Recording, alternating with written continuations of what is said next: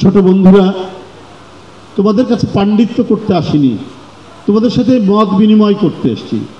যে মেয়েটি এখানে ইংরেজিতে বক্তৃতা করলো বা বাংলায় যে ছেলেটি করলো, অত্যন্ত মুগ্ধ করেছে, অত্যন্ত ভালো লেগেছে। কিন্তু শিক্ষার একটা বড় দিক তোমাদের আমাদের সবাইকে মনের ছিল নৈতিকতার বিষয়। পৃথিবীর একজন মহত্তম রাষ্ট্রনায়কের নাম আব্রাহাম লিঙ্কন, শুনেছ না? আব্রাহাম লিঙ্কনের কথা শুনেছ?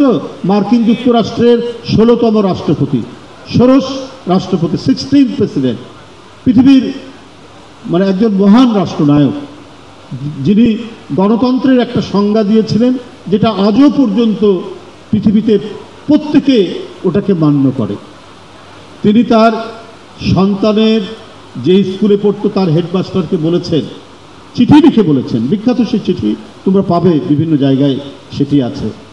হেডমাস্টারকে প্রেসিডেন্ট লিখছেন, নিজে মার্কিন যুক্তরাষ্ট্রের প্রেসিডেন্ট, তিনি লিখছেন আমার ছেলেকে এই শিক্ষা দেবেন যে $5 কুড়িয়ে পাওয়ার চাইতে $1 পরিশ্রম করে উপার্জন করা অত্যন্ত আনন্দের,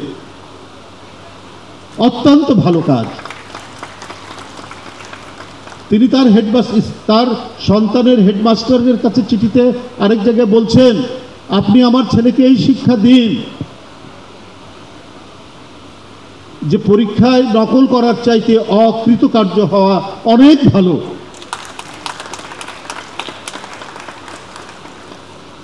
তাহলে আবার তার সাথে কি চমৎকার কথা বলছেন, আমার ছেলেকে এই শিক্ষা দেন হেডমাস্টার সাহেব, সে যেন কারো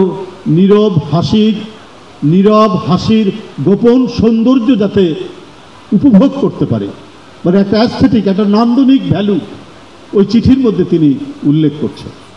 এরাই তো, এই কারণেই তো মহান, এই কারণেই তো আজকে 150 বছর ধরে মানুষ তাকে সম্মান করে। তো যাই হোক, তোমাদের এই কৃতিত্ব আরও তোমার বন্ধুবান্ধবদেরকে এটা অনুপ্রাণিত করবে, প্রভাবিত করবে। আজকে এই গুণীজনদের কাছ থেকে তোমরা যে সনদ নিলে, সার্টিফিকেট নিয়েছো, সেটিও আমি মনে করি তোমাদেরকে বারবার উৎসাহিত যোগাবে সামনের দিনে আরও চর্চা করতে, সামনের দিনে তোমাদের শিক্ষা যাতে একটি সার্থক শিক্ষা লাভ করতে পারো সেই হিসাবে। আগামী দিনে তোমাদের ভবিষ্যৎ যাতে আরও উজ্জ্বল হয়, আরও আলোকিত হয়, সেই কামনা করে আমি আমার বক্তব্য শেষ করছি। ধন্যবাদ।